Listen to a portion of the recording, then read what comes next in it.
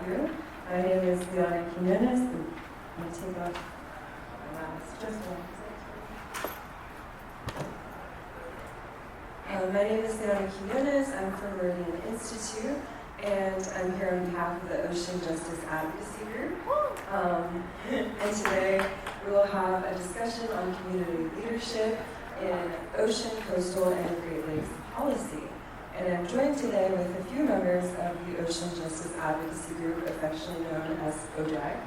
Helen Smith from Creation Justice Ministries, Russell Smith from Helen Consulting, and Quet, Chief Justice of the Geechee Nation. So thank you all for being here with us today. A quick note is that I know because of the length of the room, it can be tough to hear sometimes, so if you do experience difficulty hearing us, please move forward. We'll find your spot in the circle, now or at any point. And also, I just wanted to preface the session by saying we want this to be a very safe space for you to share your experiences freely, and we'll all just come to it with that sort of respect and mentality. So I'll go over a brief overview of our session in a moment. But before that, I'm actually going to turn it to Queen and Helen to ground us in the space with a spiritual and mindfulness activity. So with that, I will pass to you, Queen.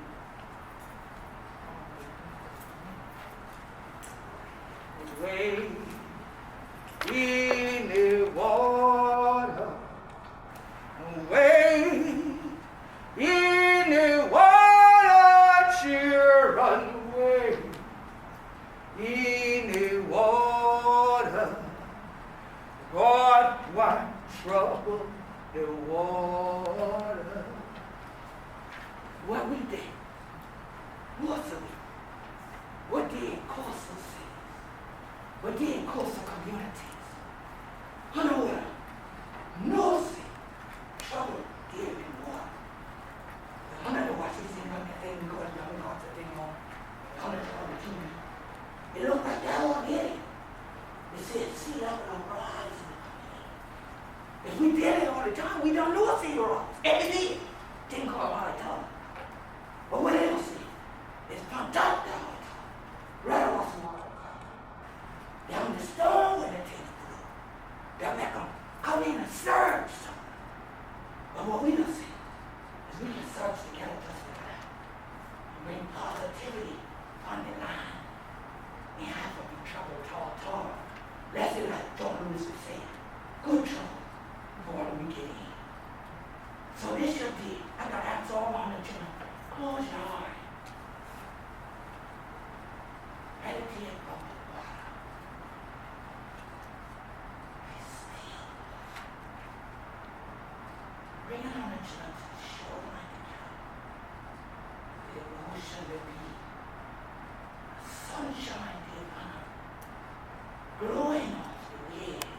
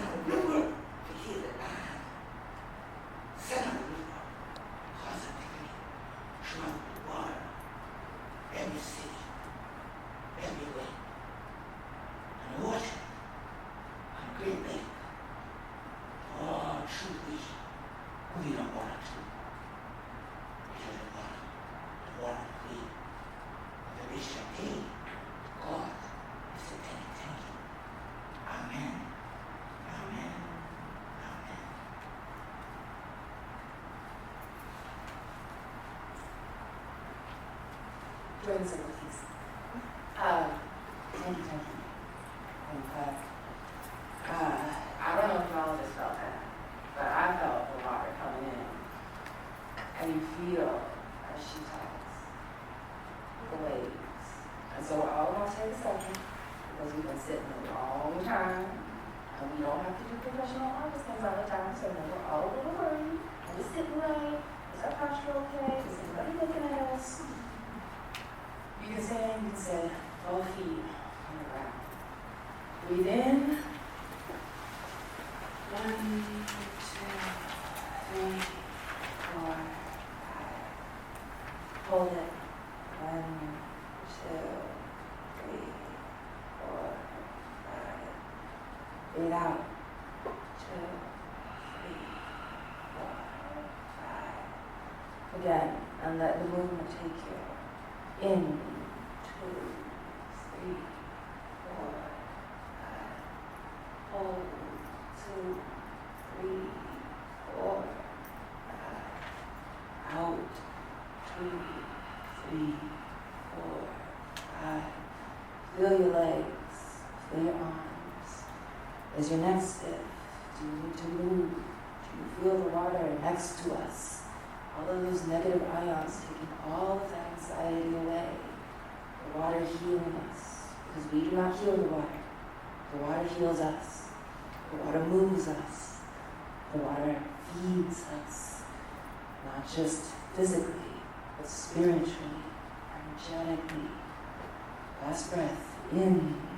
2, 3, 4, 5. Hold. 2, 3, 4, 5. Out. 2, 3, 4, 5. You can say. Feel your body, feel the movement, feel the energy.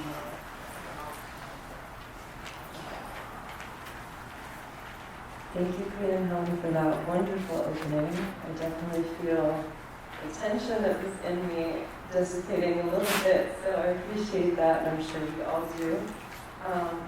So today we're going to talk about what is the Ocean Justice Advocacy Group, and I'll introduce you to that, as well as Russell. And I'll turn back to Quet and Helen to talk about what advocacy looks like at the community level and working with communities. And then we'll turn back to Russell to learn a little bit of what resourcing communities to achieve those goals looks like. With that, I'll turn to you, Russell, to give us an introduction of the Ocean Justice Advocacy Group. Good morning, everybody, and thank you, Quet, John, for getting us in the right mood, the right space. The Ocean Advocacy Group, or OJAG, is a small group of individuals, mostly representing community-based organizations that's looking to build a more just and equitable outcome for communities on the coast of the ocean and the Great Lakes. Over the last few years, why don't you come on in, you can just go straight back, your seat's right back there. The last few year discussions about equity and justice have been centered by many of the mainstream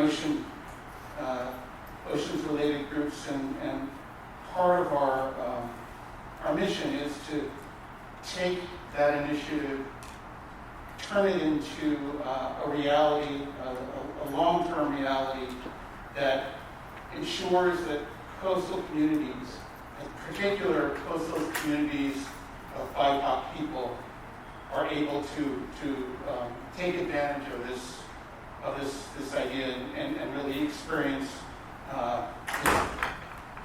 this commitment to justice and equity. To achieve these goals, what we're doing is trying to advance this vision of community empowerment and engagement and decision-making that affects the lives of these communities and these people, and trying to drive toward true co-management of resources that generates benefits to the communities that we represent. There are a few principles that we have centered our beliefs around, including the idea that community-centered, locally developed solutions have to be allowed to influence oceans, coastal, and Great Lakes policy. We want to ensure that communities have access to ocean policy governance and power structures as a priority. We want to make sure that communities are able to participate in both the co-design and co-implementation of ocean policy. We must expand access to resources, to the benefits that come from this work, and to the opportunities that emanate from a healthy ocean and Great Lakes. We want to elevate indigenous and local knowledge to be used alongside of, in conjunction with Western science and research methodology. And then finally, there must be an intentional shift in diversifying ocean leadership. This is our mandate. This is what we're working towards. And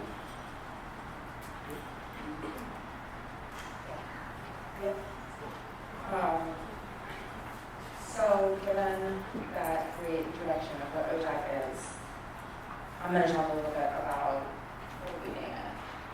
I don't know what we call it.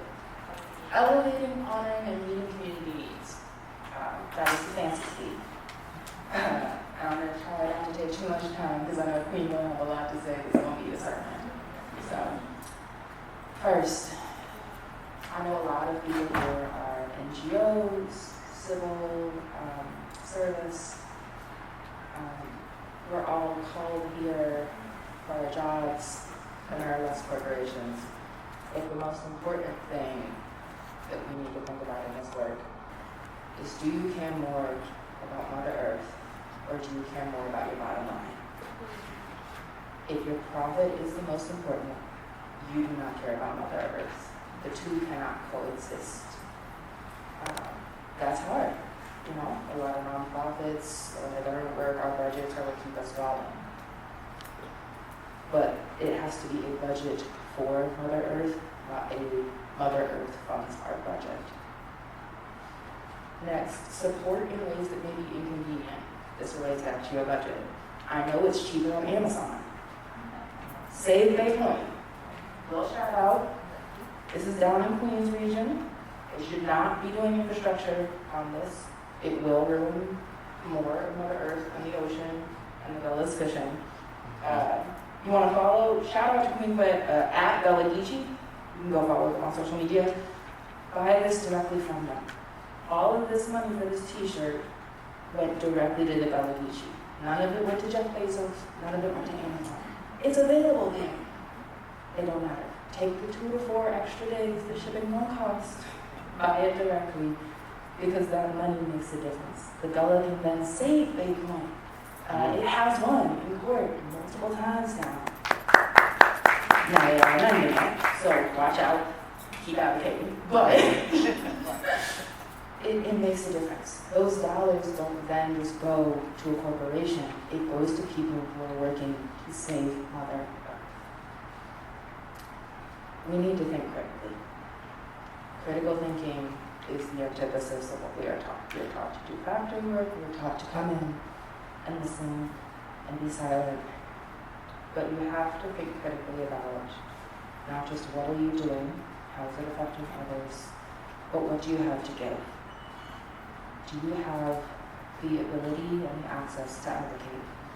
Can you be in Congress? Can you be in government? Can you say this is what needs funding, time, attention, people? Do you have the time to be able to be in person, to be on the ground, to be planting trees, to be planting the marshes, to be doing the cleanups? Or do you have the money? Are you a part of a trust or a a foundation? Do you have the money to fund these things? Just like the little posters that teachers put up saying A's are not given, they're earned. Your seat at the table is earned. Do not expect that you can come in saying, I have money and don't spend it. And pay people appropriately to $200 to $300 gets you maybe 1 hour. And not us speaking for 1 hour. We will come and listen for an hour. You need to be ready to put thousands and tens of thousands and hundreds of thousands and millions into this. Because we know the bottom lines. We know how much money y'all have when you sit at this table and tell us we need to fund it elsewhere. And not only is that the antithesis of caring for Mother Earth, that is incredibly disrespectful to the people doing the work, doing the advocacy, being on the ground. When you go into a community, do not use the words we just described. Those are for grantors, so they give us money. I am a Black woman living in a mainly white neighborhood. There's a lot of money, there's a lot of fancy houses around me. If somebody knocked on my door and said, we're going to do co-implementation, and we're going to do this and that, I would not trust them. I don't care. I'm going to say, okay, I'm going to ask my questions, I'm going to close my door. I will not interact. I will not help with that data. I will not help with that science. Because they have not come in and said, hey, we've noticed this issue. Have you noticed this issue? Is this an issue in your area? Can we help with this? Can we collect data with you? Can we cite you as a source when we release this? You have to be willing to walk in. And I attended a fantastic panel just yesterday. There is a community conversation guidebook.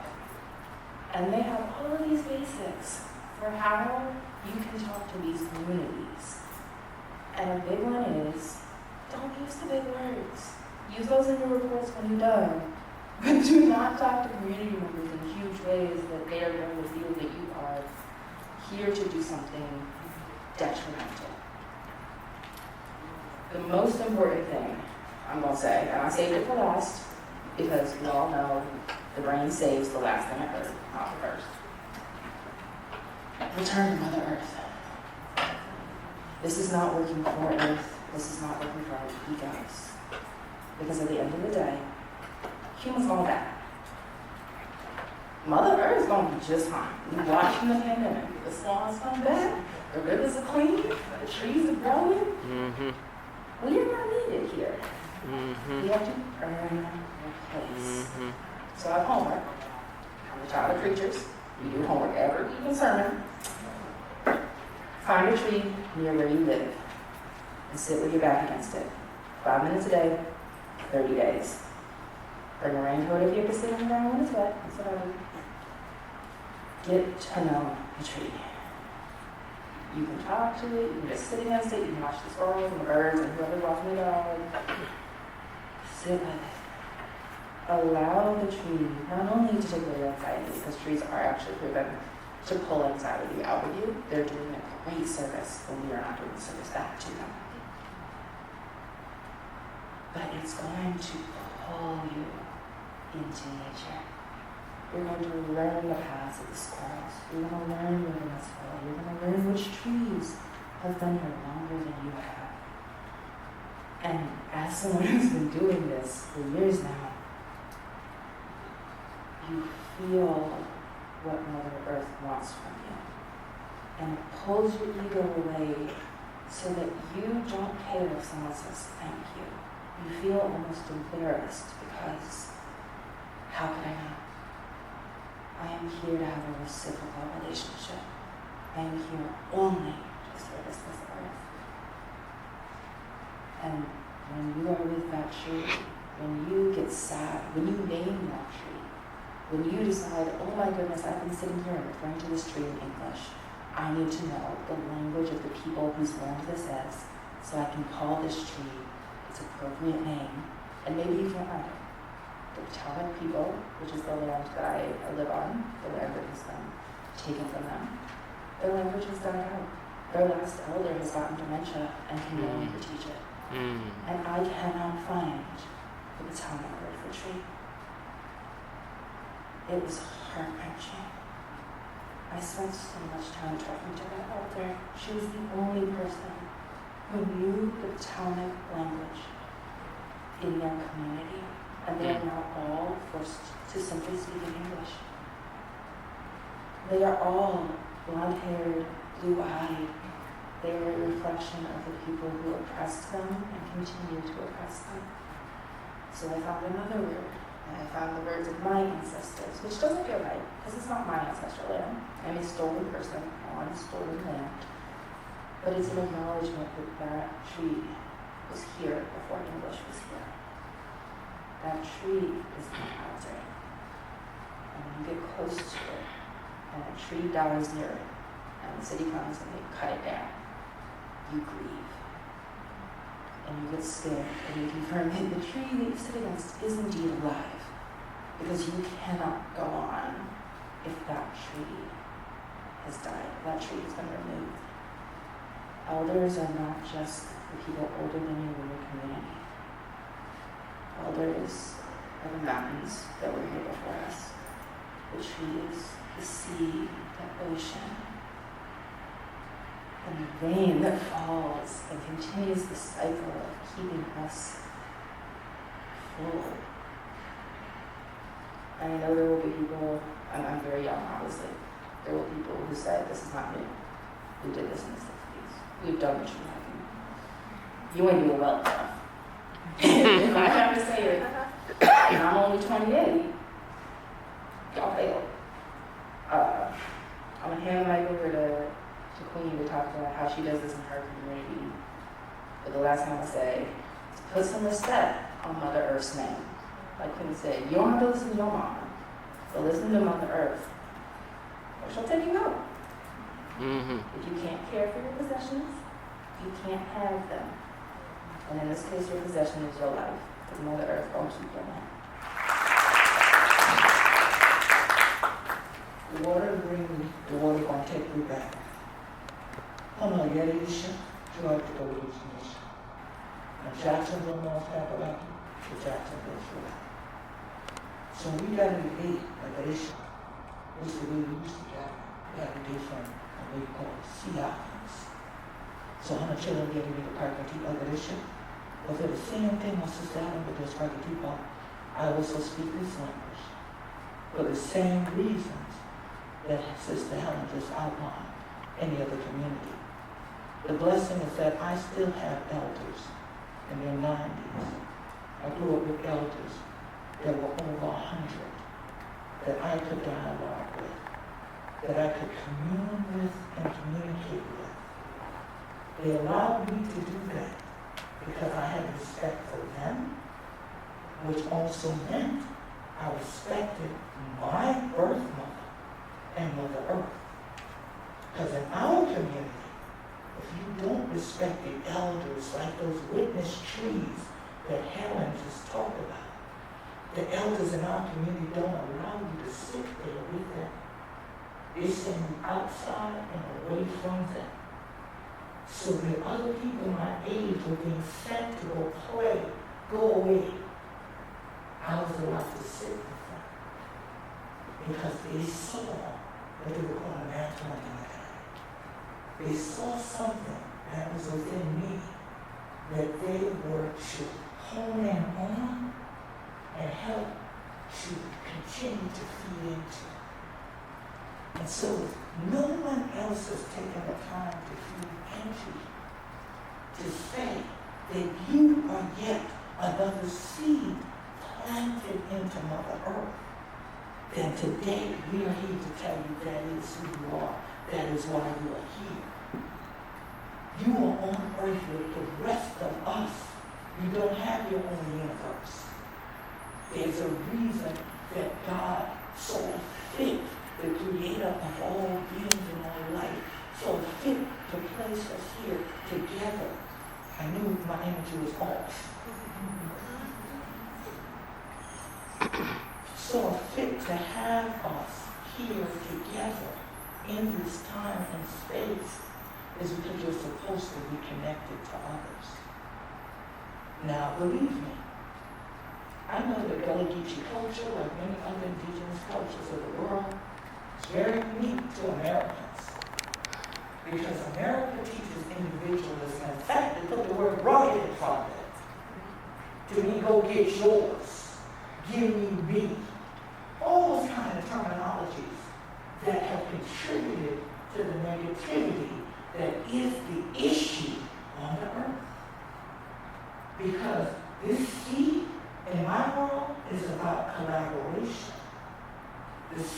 can't work on existing law because we don't need it. I learned it from y'all. Okay.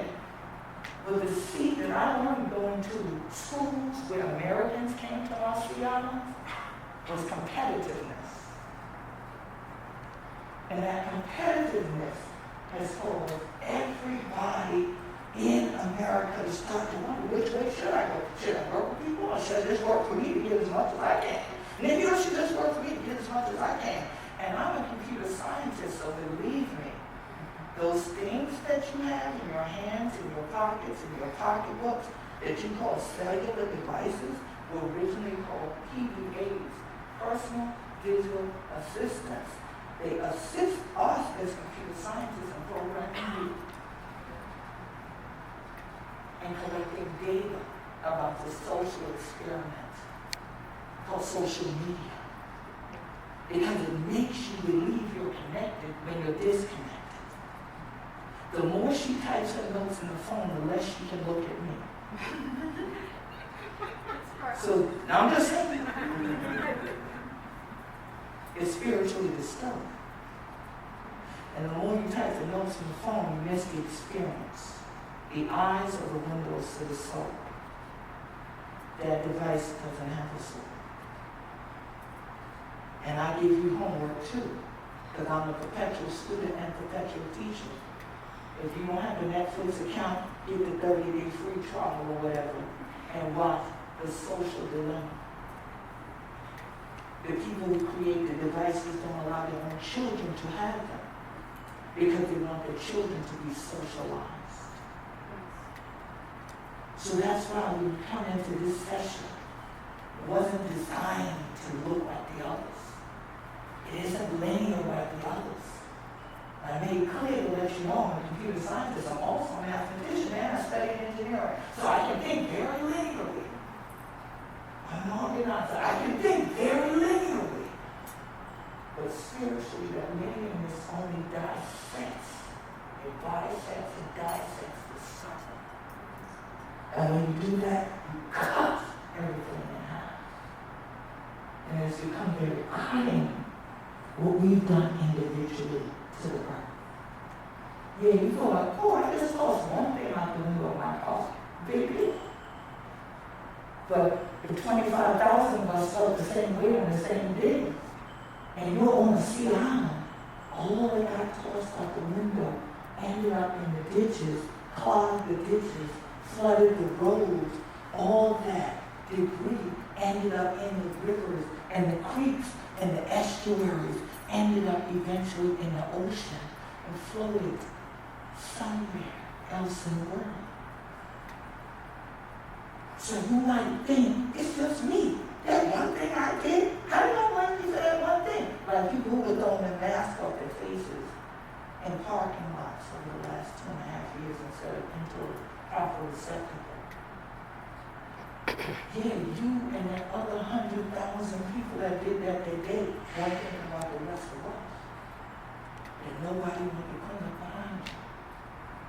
Like I asked you in the beginning, for those who can't wait, when you leave, please put your chairs back in a line in this room like the other rooms. Don't leave it for someone else to do. So that's what we're here to say. When we, as people that y'all now call BIPOC, we didn't get a vote in that. So I just use it because y'all use it, but not because I accept it. I'm Gullah Geechee. And I'm a proud black person whose ethnicity is Gullah Geechee. My family is indigenous to this land, not only because Gullah Geechee culture evolved from the Sea Islands, from Jacksonville to Jacksonville, but also because of the Kusabo that are my family bloodline as well, that were here when the Africans arrived. And where we are, we were always told, listen to your birth mama, and listen to Mother Earth. Just live. We live in balance. And the better that we nurture Mother Earth, she nurtures us. So if you think of yourself, would you want me to get whatever garbage I finished with today and throw it in your lap? Would you? No. No. Anybody? So if you wouldn't want it done to you, why do it to Mother Earth? If we didn't do that, we wouldn't have to do the replanting she's mentioning of the salt marsh. The South Atlantic Salt Marsh Initiative that we're doing is to protect, conserve, preserve 1 million acres of salt marsh.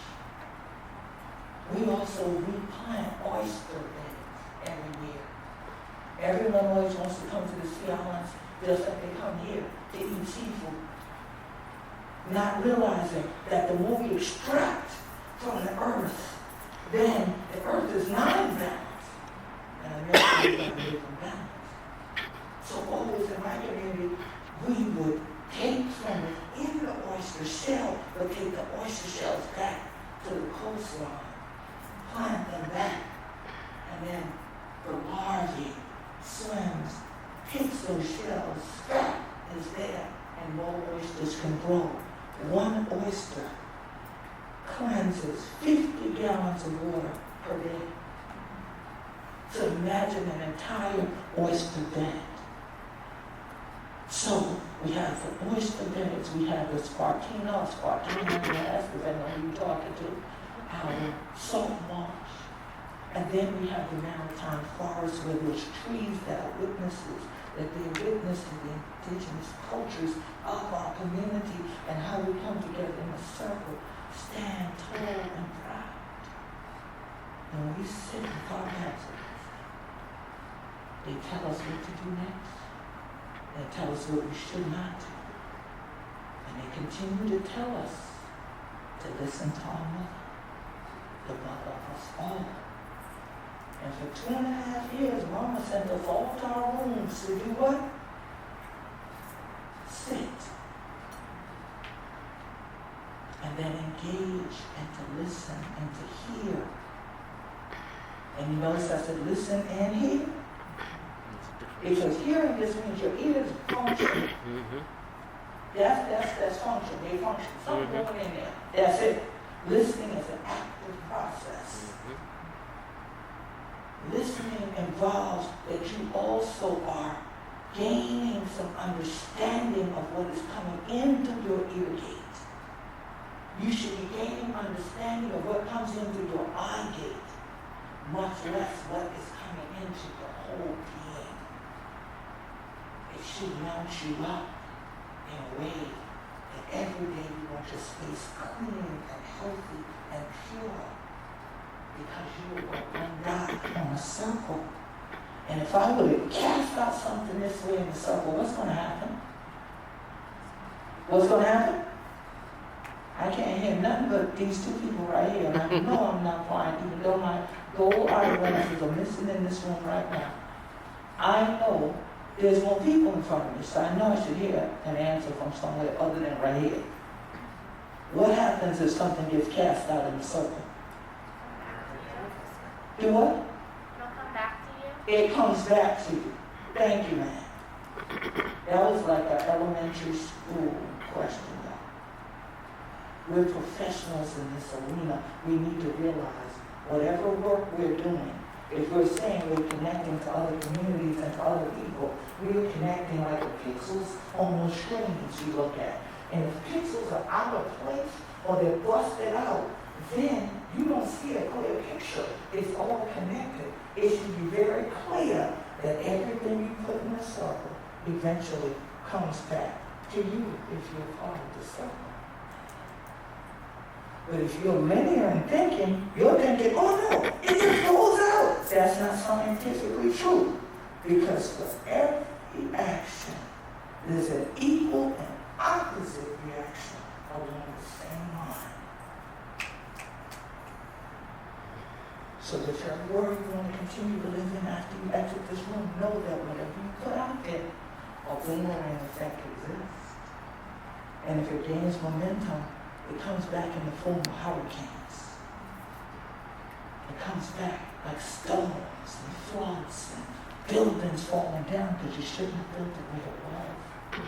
Because Mother Earth said, that's where I cleanse every day. That's where I renew every day. I need y'all to leave the ocean clear. I need you to leave these marsh clear. I don't need buildings there. But instead we plow. We hit things. We drive things down into Mother Earth. We beat into her and beat into her.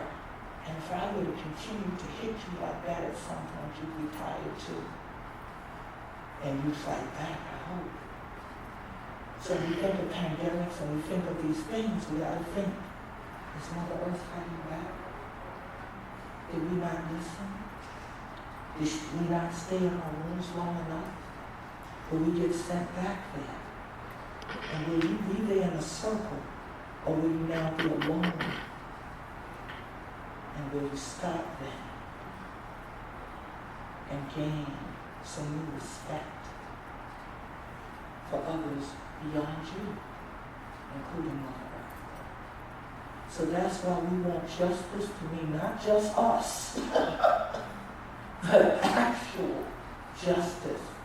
And not for the words equity and diversity and inclusion to just be a buzz phrase and a hashtag. But for us all to be included in the South.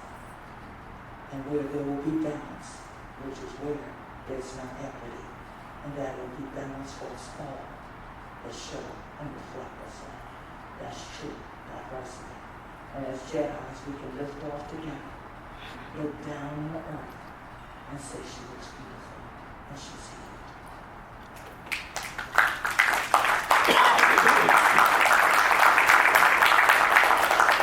Thank you, Quet and Helen, for those beautiful words. They're very moving and just, so much of our work, I think, is very science-based. And I love that you bring in this real spiritual and storytelling piece that we can't forget is at the core of our work. Mother Nature is at the core of our work, as we said. So thank you for grounding us in that.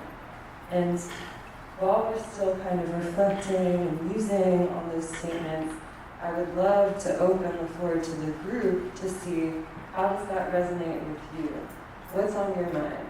I know Helen and Queen both gave you homework. They talked about roles, right? They talked about individual roles. They talked about what role can your organization have? What role does your foundation have? What role do you have in your community?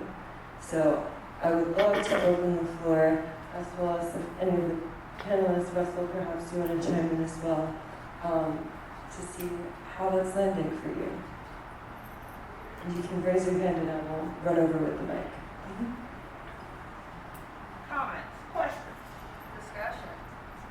And we are ready. And if you can say your name and organization so we know who you are. Thank you all for the beautiful words. My name is Helen. I have the honor of serving as our Sea Grant Extension Agent for American Samoa. Anyone else from the Pacific Islands in here? Okay, all right.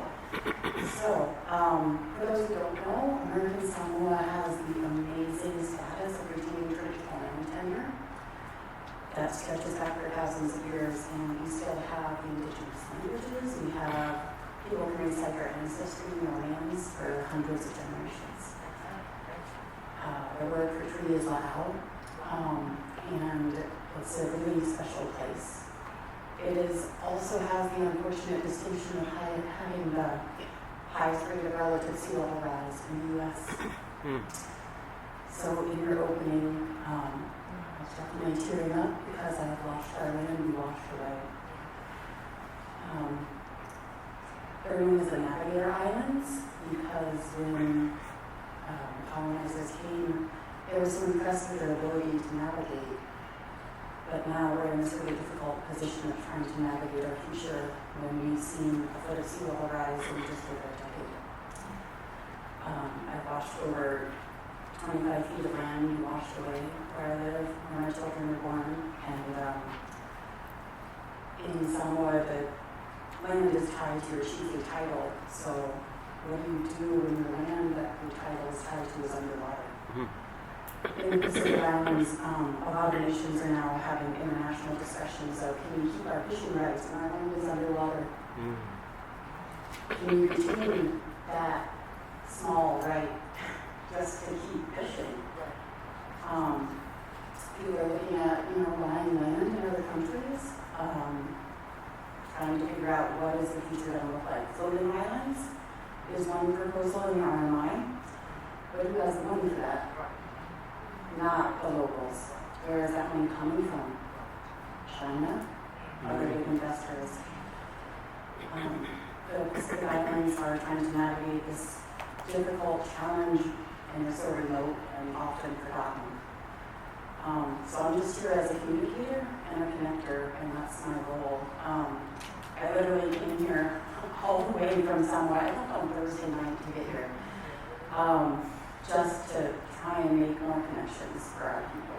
So that's what I'm here for, and I'm really glad to be here. So happy to tell you about it.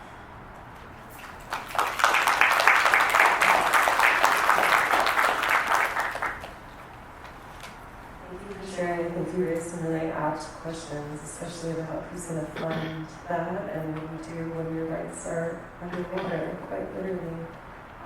Does anyone else have any reflections, either bouncing off of that or something else that they were stewing on before? I'll say something about the Lori Institute for Climate Solutions. I appreciated the comment about the language and the name of the trees. One of the struggles for some of the First Nations in the area that we now call Canada, the tribes refer to themselves as First Nations or First Peoples, depending on where you're at, just so everyone knows. The First Nations that we're working with are struggling to keep their own language and to teach their children. And I think that's a really important point because the language is the land. And so I wanted to bring that up. I think it's really important. Can I respond to that? Many years ago at a different conference, I did a presentation called The Way We Speak to the Way We Live. So when we start to lose language, we also lose legacy and cultural heritage right with it. Now, as a computer scientist, what disturbs me is now we have a generation of people who believe Google is God. And they think that TikTok helps them think. So we have young people who've gone into books that I and others have written that are only done phonetically because our language is oral, it's not written. They only know a paragraph out of it.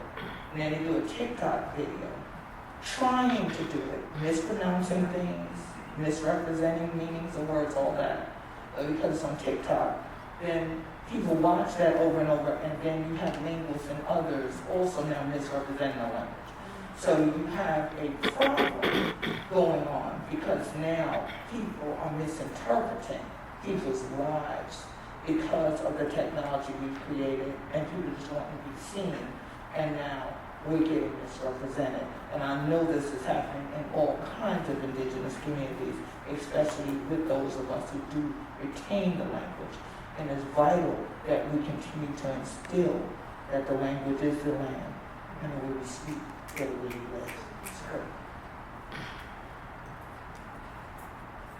I just want to add to that point, because I know that they all just feel this as the language dies, and I've heard you talk about even teaching the younger ones Gullah.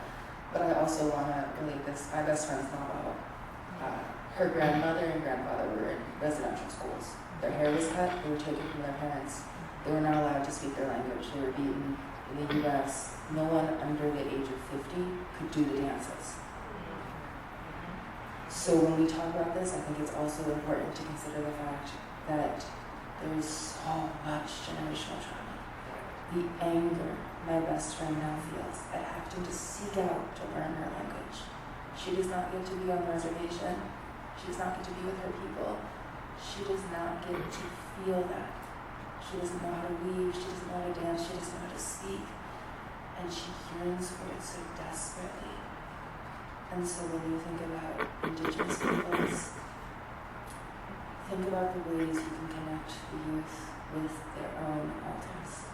Every time I meet a Navajo person or some piece of Navajo is used in my work, I video record it and send it to her. And I have to be careful when I send it to her. I give her notes like, hey, don't open this at work. Because then she's bawling at work as she feels not only anger and separation, but the coming home. When you come home and you Violet, when Queen speaks Gullah, it is a spiritual awakening. Everything in my soul says, you are home, you are safe. And so it's very important that we remember how to care for the children, how to reconnect them to the land, and to not ever direct them to white people who are learned experts. I heard the language yesterday, living experts and learned experts. Mm-hmm. And lived experts Are the experts. always, Are the experts. always feed and teach in ways that learned experts cannot. So when you think of these things, when you think of how to connect people, think of the learned experts and build the trust with them so that you can connect them back to their own people. Mm.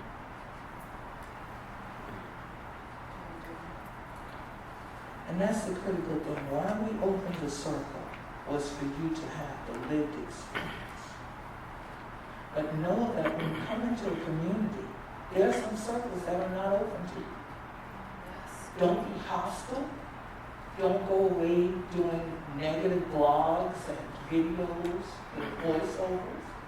Like I've had National Geographic do that multiple times about me because they came into my community where I'm elected as a head of state with a preconceived notion of what story they were going to tell about my community. And because I would not fit into the box they created, that said to them, I'm opening my circle to you, and I don't have to. This is the truth, not the narrative that you want to present about these natives that are dying and whose culture is dying. We are thriving and we're victorious, and this is the way we live, not the way you think that we're primitive.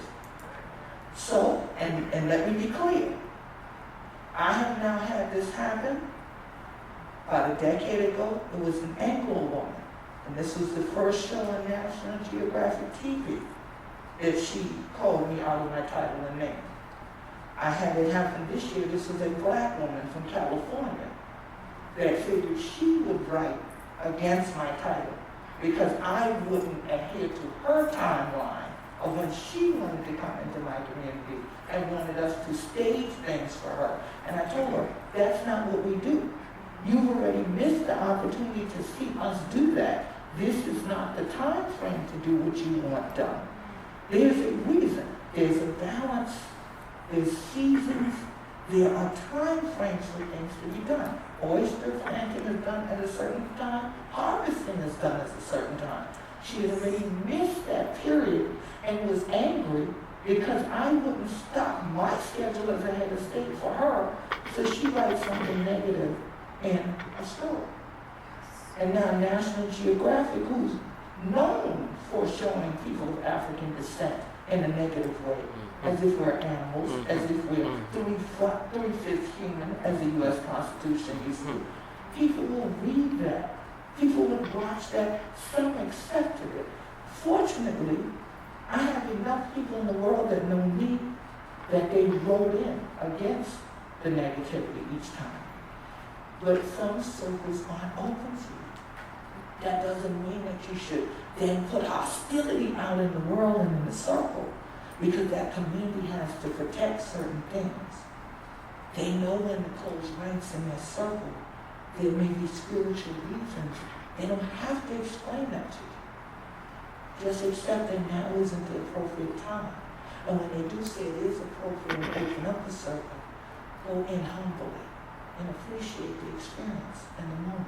Right. We heard yesterday, and I heard it from you too tonight, the key of earning trust before you just enter a community. It really has to be earned, and that's time, sometimes that's budget, but it's necessary.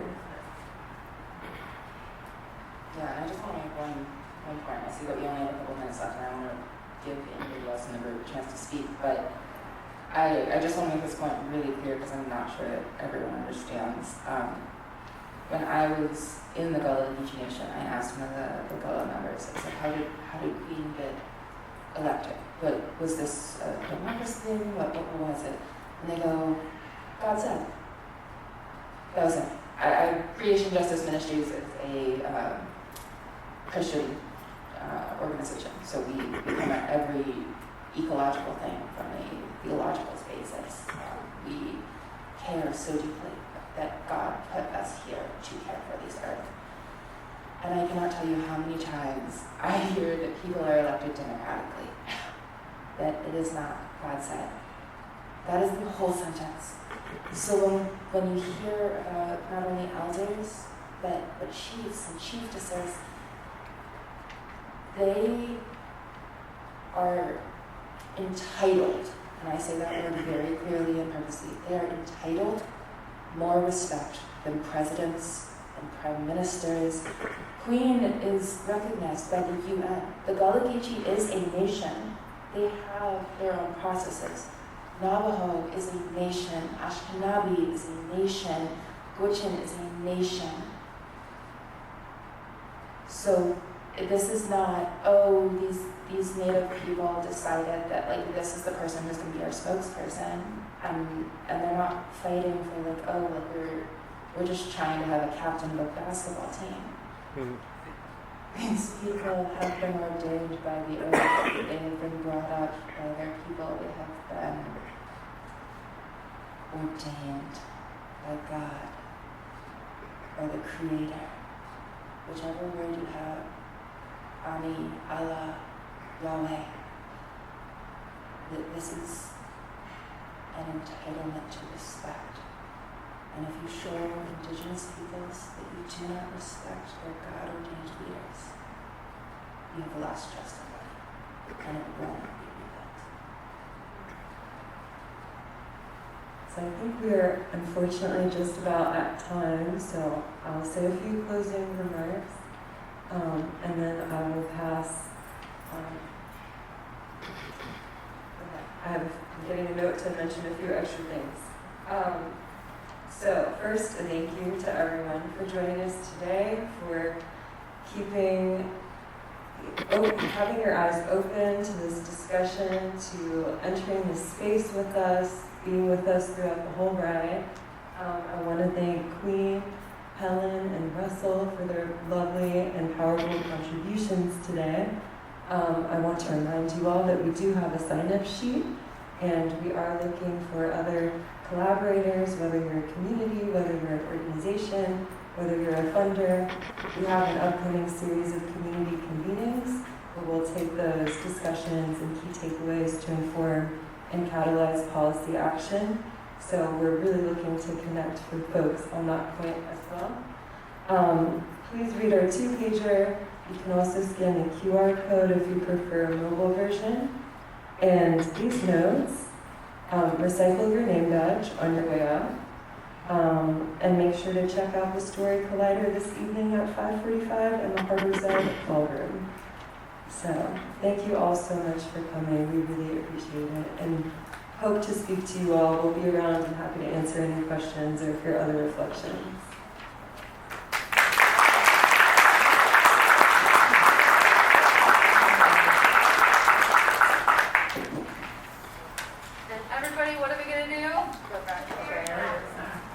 Yes, please provide your chairs. Thank you. Thank you.